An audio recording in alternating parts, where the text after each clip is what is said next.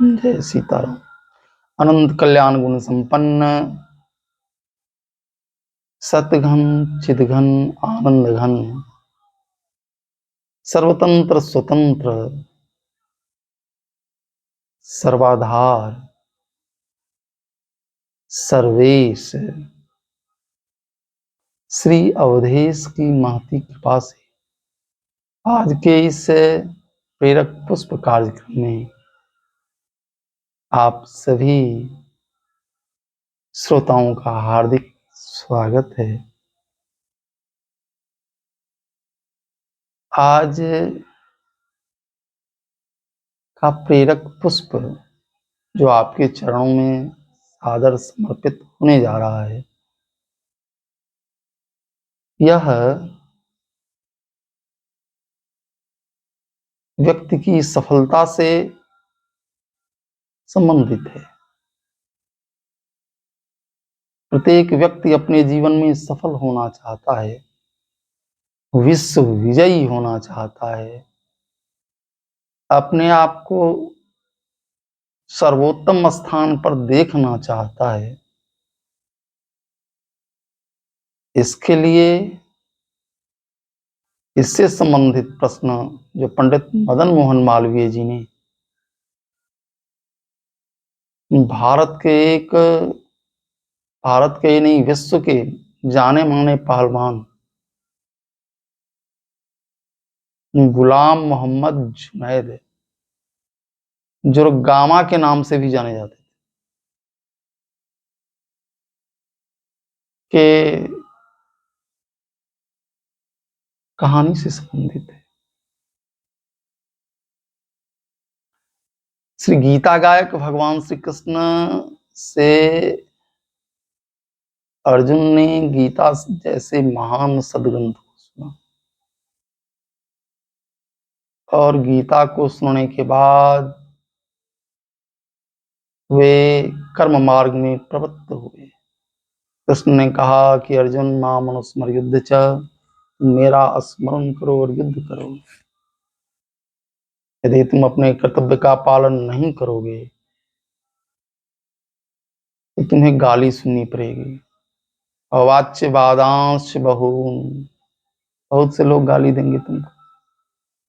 इसलिए यह बहुत आवश्यक है कि तुम अपने कर्तव्यों का पालन करो। जो कर्तव्य अभी तुम्हारे सामने खड़ा है, जो कर्तव्य तुम्हें अन्याय के खिलाफ लड़ने की प्रेरणा दे रहा है, जो कर्तव्य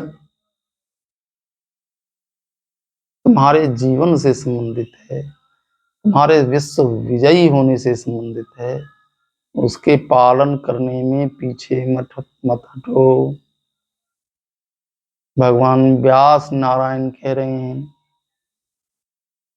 गीता, संपूर्ण गीता जब भगवान कृष्ण से अर्जुन ने सुनी तो अर्जुन ने कहा कि प्रभु मैं कृतार्थ हो गया। गीता विराम ले रही है, करिष्ये वचनम तव, आपने जो कहा है मैं उसका उसी के अनुसार चलूंगा, उसका पालन करूंगा।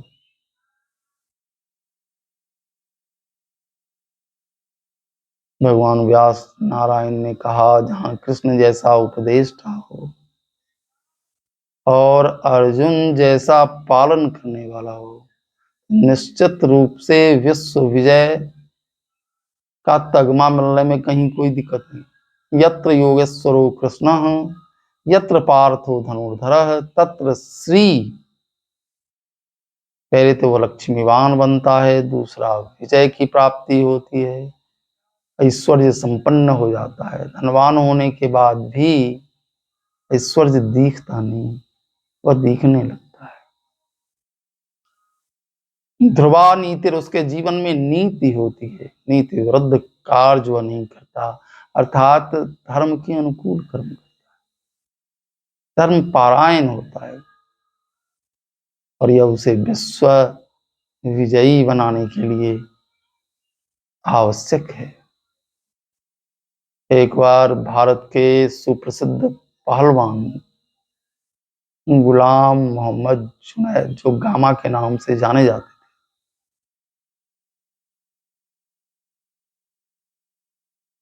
को की एक कहानी है कि जिवेस्की नाम का एक विश्व प्रसिद्ध पहलवान लंदन में रहता था।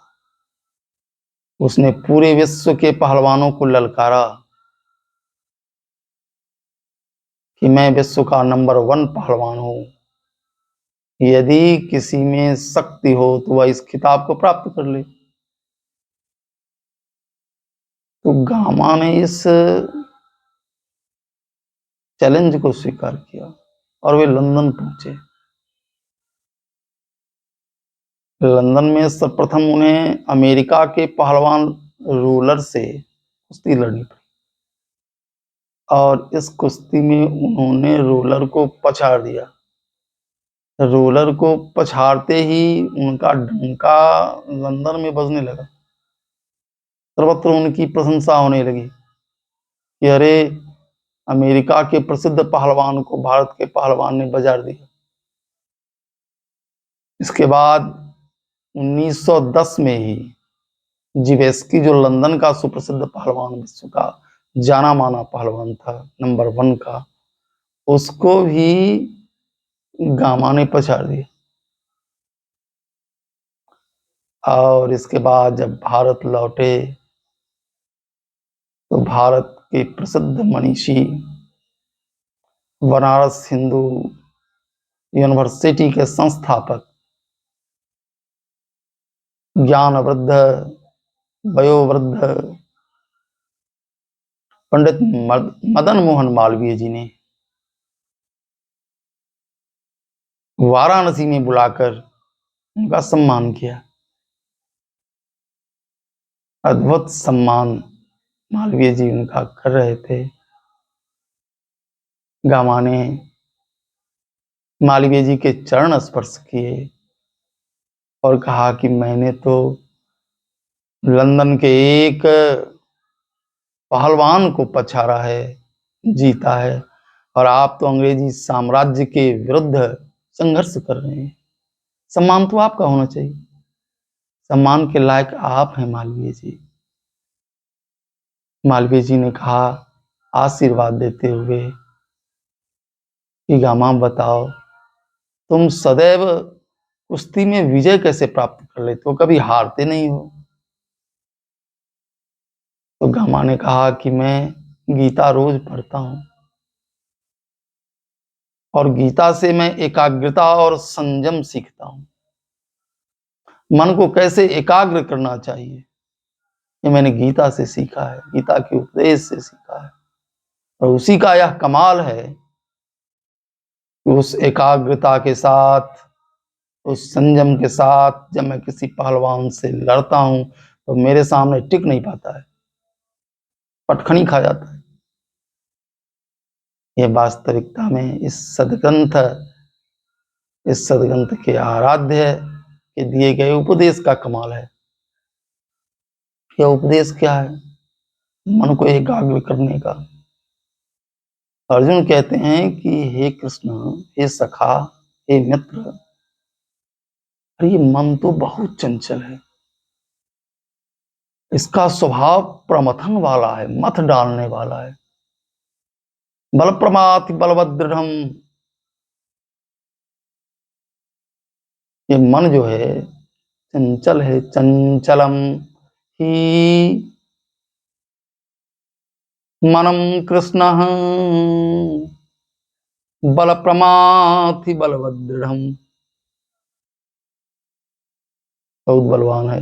तस्याहम निग्रहम मन्ये, इसका निग्रह मेरी दृष्टि में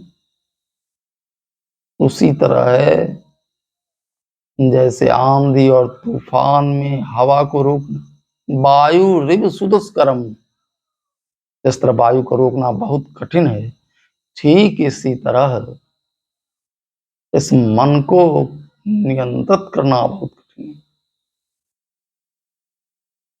तो इस मन को नियंत्रित करने के लिए कैसे करना होगा? कृष्ण बोले अर्जुन,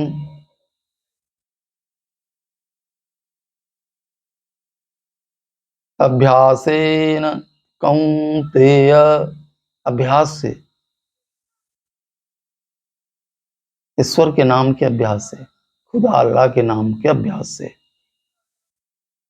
श्री राम कृष्ण के नाम के अभ्यास से, शिव के नाम के अभ्यास से, बार बार अभ्यास करने से, सदग्रंथ को पढ़ने से यह मन धीरे धीरे वश में हो जाता है। दूसरा है कि मन को पलट दीजिए, मौनो मन उल्टा हो गया नौमो नम। जब ईश्वरीय शक्ति का दर्शन पूरे संसार में आपको होने लगेगा, दिखने लगेगा, वह ईश्वरीय शक्ति ही सर्वत्र दिखाई देगी, तो यह मन धीरे धीरे आपके वश में हो जाएगा। तीसरा, मन अधोगामी है जल की तरह। जैसे जल आप नीचे जल डालिए तो जल नीचे की ओर बहने लगेगा, ऊपर नहीं जाएगा। जिस तरह जल नीचे बहने लगता है, उसी तरह मन विषय की ओर बहने लगता है। इस मन को मंत्र के द्वारा, भगवान के नाम के द्वारा हम ऊपर की ओर, जैसे यंत्र जल को चढ़ाता है, इसी तरह हम मन को विषय की ओर से हटाकर ईश्वर में यदि जोड़ देते हैं तो वह शक्ति उत्पन्न हो जाती है जो आपको विश्व विजयी बना सकती है।